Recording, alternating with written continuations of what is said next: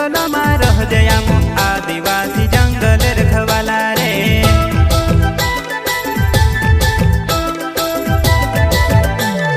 चल जंगल जमीन काजे पूजे रे आदिवासी दुनिया ने रखवाला रे। बाप देव खतरी काज पूजे रे आदिवासी सबसे निराला रे।